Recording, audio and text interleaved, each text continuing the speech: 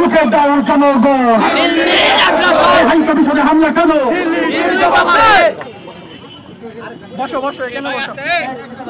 সাংবাদিক ভাইরা, প্রিয় সাংবাদিক ভাইরা, আপনাদেরকে ধন্যবাদ।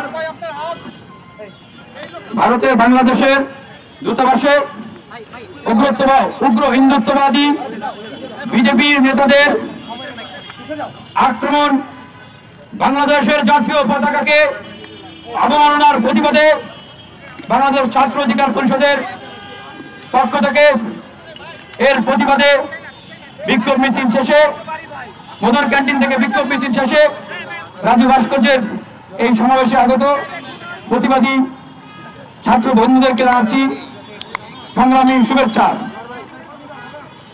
ভারত এই উগ্র হিন্দুত্ববাদী বিজেপি সরকার বিশ্বের ইতিহাসে আজকে একটি নগ্ন ঘটনার জন্ম দিল। ভিয়েনা কনভেনশন অনুযায়ী কোন দেশের দূতাবাসে সেই দেশ ভিন্ন দেশের দূতাবাসকে তারা আক্রমণ হামলা করবে তো দূরের কথা, অনুমতি ছাড়া সেখানে প্রবেশ করতে পারবে না। আজকে এই উগ্র বিজেপি সরকারের এই নেতাকর্মীরা, ইসকনের এই উগ্র সন্ত্রাসীরা, জঙ্গিরা, আরএসএস এর এই উগ্র সন্ত্রাসীরা, জঙ্গিরা বাংলাদেশের সেই দূতাবাসে আক্রমণ করে তারা প্রমাণ করে দিল যে তারা একটি সভ্য জাতি কিনা। তারা বিশ্বের যে সভ্যতা, যে ভদ্রতা, সেটিকে তারা ধারণ করে কিনা। ভারতের মানুষের কাছে প্রশ্ন রাখছি, প্রত্যেকটি ভারতের মানুষের কাছে প্রশ্ন রাখছি, আজকে ভারতে যে ঘটনা হয়েছে এটি কি আপনাদের সভ্যতা এবং ভদ্রতার পরিচয় প্রকাশ করে কিনা? যদি আপনারা এটিকে সমর্থন করেন তাহলে ঠিক আছে, বাংলাদেশের মানুষও সমুচিত জবাব দেওয়ার জন্য প্রস্তুত আছে।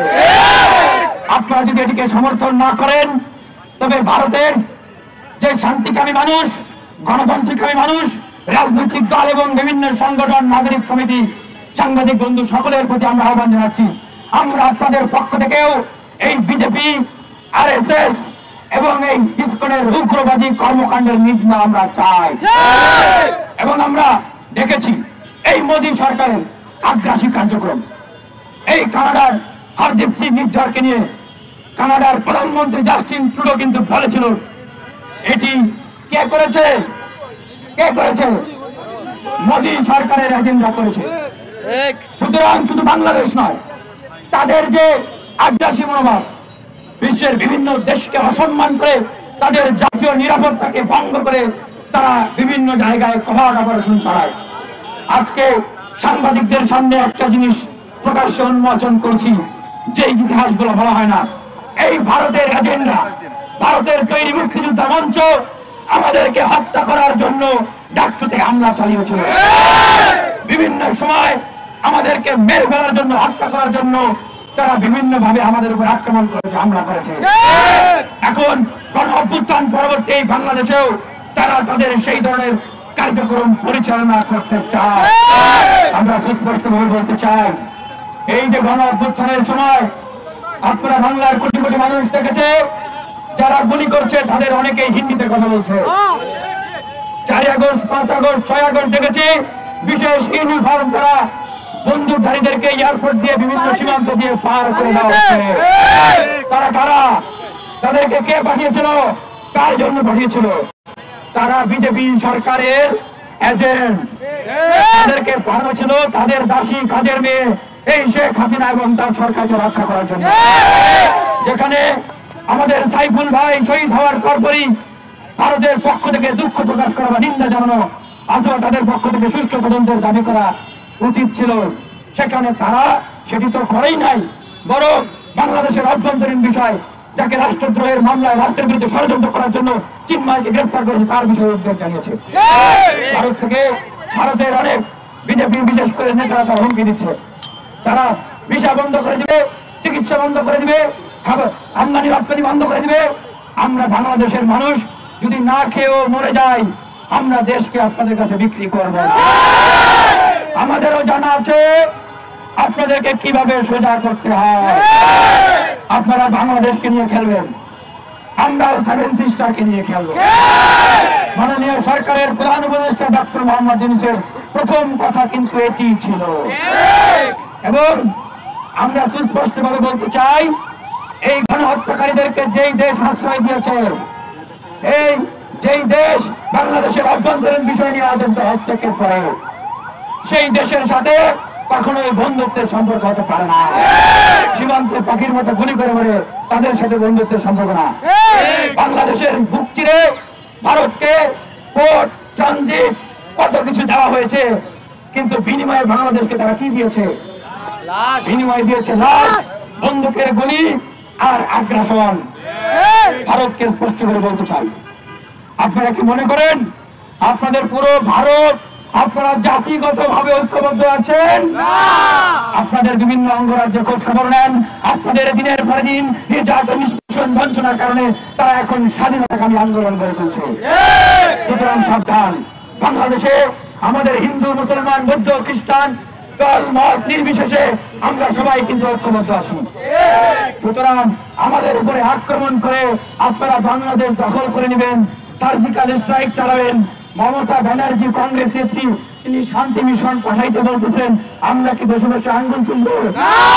আপনারা ভারতের দিকে এগিয়ে আসবেন, একটা গুলি ছুড়বেন, একটা ট্যাঙ্ক কামান নিয়ে ভিতরে ঢুকবেন, আপনাদের সেভেন সিস্টার ছিন্ন ভিন্ন হয়ে যাবে।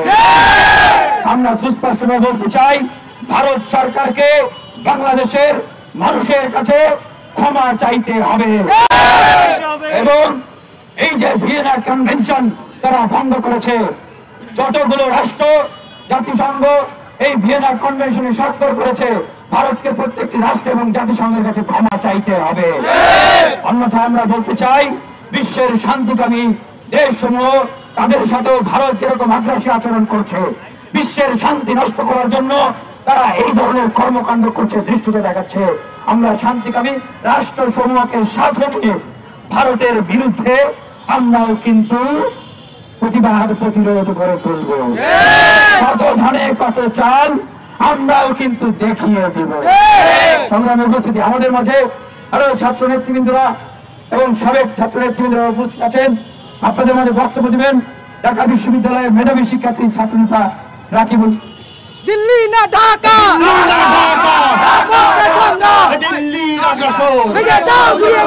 সংগ্রামী উপস্থিতি, আমরা দেখেছি 2008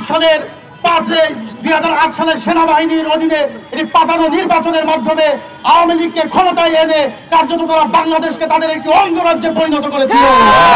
দীর্ঘ 16 বছরে তারা তিনে তিনে বাংলাদেশের প্রতিটা অঞ্চলকে, বাংলাদেশের প্রতিটা জায়গাকে অরক্ষিত করে রেখেছিল। বাংলাদেশের মধ্য দিয়ে ট্রানজিট নিয়েছে, বাংলাদেশের বন্দর দিয়েছে, বাংলাদেশের যে সীমান্তগুলো ছিল সেখানে তার বিনিময়ে শুধু লাশ আর লাশ দিয়েছে। ভারত দেখেছে যখন 5 আগস্টে শেখ হাসিনা বাংলাদেশ থেকে পালিয়ে গেছে, তখন তারা দেখলো তাদের সোনার ডিম পাড়া হাঁস হাত থেকে ছুটে গেছে, হাত থেকে ফসকে গেছে, তখনই তারা মাতালের মতো, উন্মাদের মতো আচরণ করা শুরু করেছে। ভারত আমাদেরকে দখল করতে চায়, আমরা তাদেরকে বলে দিতে চাই, বইবাড়ির কথা মনে রাখবা, আমাদের বিজেপি সীমান্তে কিভাবে তোমাদের উন্মাদ মাতাল বিএসএফ কে রুখে দিয়েছিল। আমাদের দিকে যদি হাত তুলে তাকাও, সে হাত আমরা ভেঙে দেব, যদি চোখ তুলে তাকাও, সে চোখ আমরা উপড়ে ফেলবো। মনে রেখো, আমরা বাংলাদেশের জনগণকে বলে দিতে চাই, বাংলাদেশের সরকারকে বলে দিচ্ছি, স্বনির্ভর বাংলাদেশ গড়ে তুলো, প্রতিটা ইঞ্চি জায়গায় উৎপাদন বাড়াও, ভারত নির্ভরতা কমিয়ে ভারতকে সমুচিত জবাব দিতে হবে। আমরা ভারতকে বলতে চাই, আমাদের যেমন সবচেয়ে বড় দুর্বলতা আমাদের চারদিকে ভারত, সেমনি সবচেয়ে বড় শক্তির জায়গা আমরা তোমাদের পেটের মাঝখানে বসে আছি। আমাদেরকে যদি শান্তিতে থাকতে না দাও, তোমার কাশ্মীর উত্তাল হয়ে যাবে। যদি শান্তিতে থাকতে না দাও, তোমার মণিপুর উত্তাল হয়ে যাবে। এদেরকে যদি শান্তিতে থাকতে না দাও, তোমার সিকিম উত্তাল হয়ে যাবে। এদেরকে দখল করার চেষ্টা করবা হায়দ্রাবাদের মতো, সিকিমের মতো, তাহলে বলবো তোমার পেটের মধ্যে থেকে তোমাকে ছিন্ন ভিন্ন করে দেবো। আমরা স্পষ্ট ভাষায় বলছি ভারতকে, বাংলাদেশের সংখ্যালঘু নির্যাতনের দিকে হুমকি দাও, তোমার দেশে তাকাও কিভাবে রাষ্ট্রীয় মদদে মসজিদ গুলোকে ভেঙে মন্দির বানানো হচ্ছে। লজ্জের মতো সারা বিশ্বের দেখেছে, বিশ্বের একমাত্র হিংস্র নৃশংস দেশ ভারত, যেখানে আমরা দেখেছি মণিপুরে 2 কোটি নারীকে কিভাবে বিবস্ত্র করে নির্যাতন করা হয়েছিল। দিনের পর দিন সেই মণিপুরের খ্রিস্টান গির্জাগুলোকে ভেঙে ফেলা হচ্ছে, মধ্যপ্রদেশ উত্তরপ্রদেশে মসজিদগুলোকে ভেঙে ফেলা হচ্ছে। বিফ গরুর মাংস খাওয়ার যে দোহাই বা অপরাধ হিসাবে এটাকে চিহ্নিত করে দিন দুপুরে আমাদের মুসলিম ভাই ও বন্ধুদেরকে পিটিয়ে নৃশংসভাবে হত্যা করছে। আমরা বলে দিচ্ছি তোমাদেরকে, সাবধান হয়ে যাও, বেশি বাড়াবাড়ি করলে তোমাদের বিরুদ্ধে জেগে ওঠার জন্য যা করার আমরা তাই